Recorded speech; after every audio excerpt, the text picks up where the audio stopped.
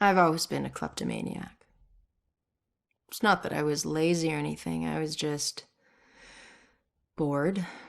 Stolen goods were always more interesting to me.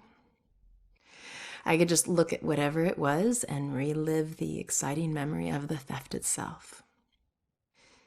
Sometimes I was worried that I'd get caught. Other times I was riding an adrenaline rush. But it wasn't until the last thing I ever stole that I truly felt afraid. I remember it like it was yesterday, despite the years I've been trying to forget it. My friends and I snuck into a graveyard to drink a few beers like we normally did on a boring weeknight. We headed for our usual spot, an old run-down mausoleum. Only this time it was locked. It seemed someone had finally taken an interest in the dead guy it belonged to and didn't appreciate us partying there.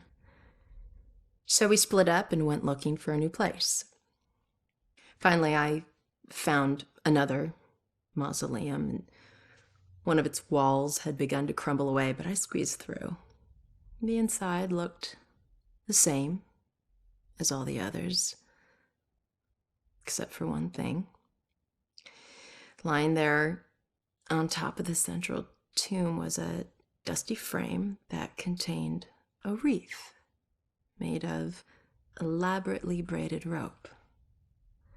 Knowing that antiques were valuable, I took it. I figured I'd wait a week before selling it in case anyone reported it stolen. So when I got home, I hid it at the top of my closet and went to sleep. That night, I had horrible nightmares of a dead-faced hag with rotting flesh.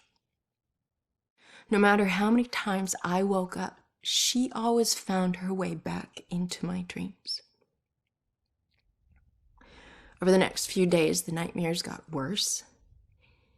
I'd wake up only to find clumps of my hair missing and my scalp bleeding.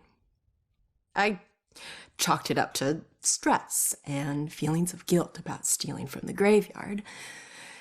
So the next day I went to a pawn shop to sell the wreath and be done with it. I could feel a shiver run down my spine when the pawnbroker informed me that the wreath wasn't made from a rope at all. It was actually made from the human hair of a deceased loved one, as was customary in the late 1800s. I wanted the nightmares to stop, so I sold it to him. Unfortunately, it didn't work that way. Now I spend my time trying to track it down, hoping to return it so I can finally get some sleep.